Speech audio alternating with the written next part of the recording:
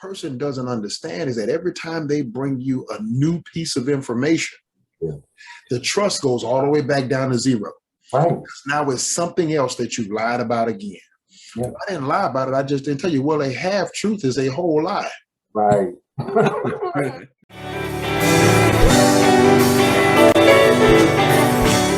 Standpoint, and we're going to take some of the gloves off here because I want us to really help people that we can help.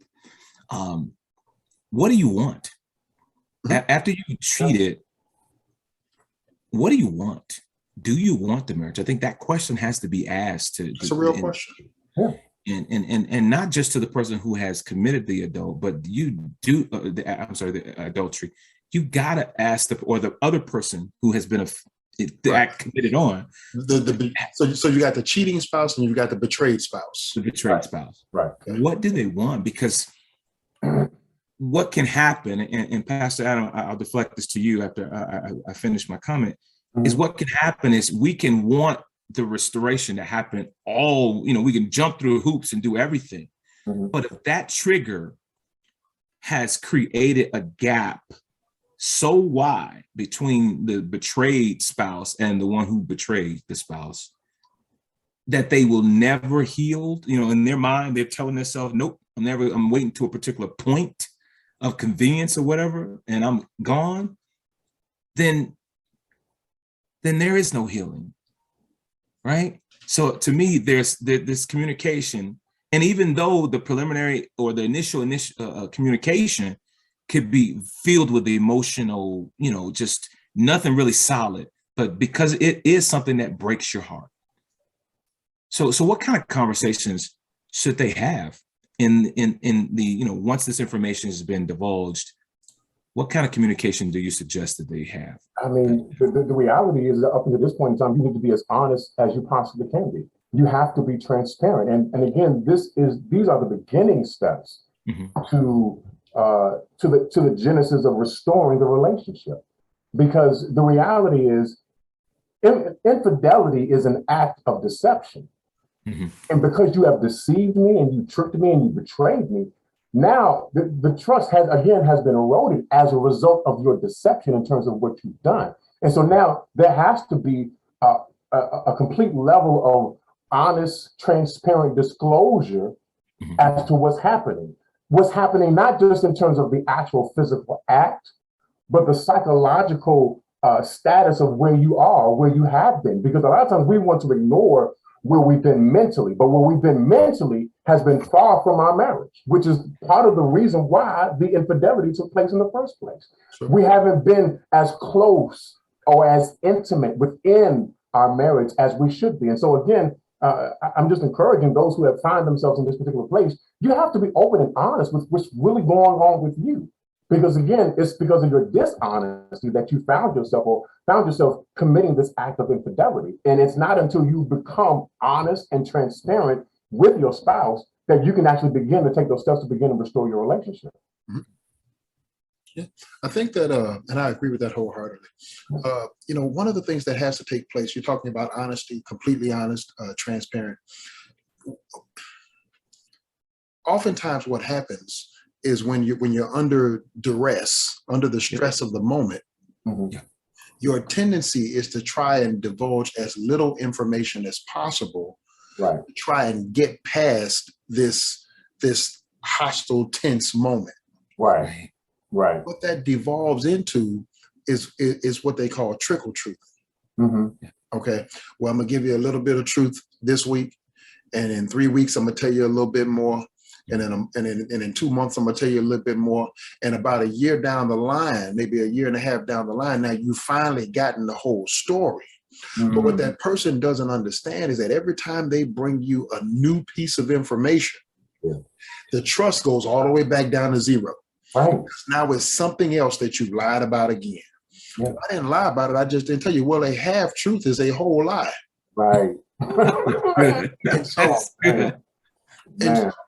And so you have to be willing to just go ahead and put it all out there. Well, I didn't want to hurt you. That's why I didn't want to tell you that part. That's not your business. It's too late for that. We're past that. We're past the point of you removing the other person's agency from them by making decisions on their behalf. Yeah. You're past that point now. Now give them the information, let them make their own decisions, and let the chips fall where they may. Right. Yeah. But you know what, too, I think the other thing that you do when you're doing the triple truth process is the fact that you're making this person literally relive the experience over and over again. They are being subject to the rehearsal of this experience, this event that happened maybe a year ago. Now it's fresh. Brand new. Just happened yesterday. Exactly. And you're causing them to go through those emotions again. You're causing them to have setbacks psychologically. Mm-hmm. And again, I mean, honestly, and I don't want to say it harshly, but it's almost as if you have a Band-Aid on and you have, that wound that needs to be tended to, the longer you keep that Band-Aid on, the less likely you are to put some ointment on it to get some real healing deep down into the tissue. Mm-hmm. But you got to rip that Band-Aid off. Mm-hmm. That speaks to, are you sorry you got caught versus are you sorry you did what you did? Which is a whole nother part of the conversation. Whole nother part of the conversation. And so, to your point, Pastor John, is as long as I can turn down the heat, mm-hmm. then I'm going to bear this heat, right? And not divulge everything. But and then Pastor Adam's point, but you're basically continuing to stew this person or string this person along, because even if they brung themselves to a level of acceptance and potential forgiveness, every resting point is now changed. It's moved. It's like you roller coaster, right? I've gotten to a point where I know how the ride's going to go, and then there's an extra dip that I didn't anticipate. Exactly. And so now my heart's beating all crazy again, and I don't know when it's going to end, right?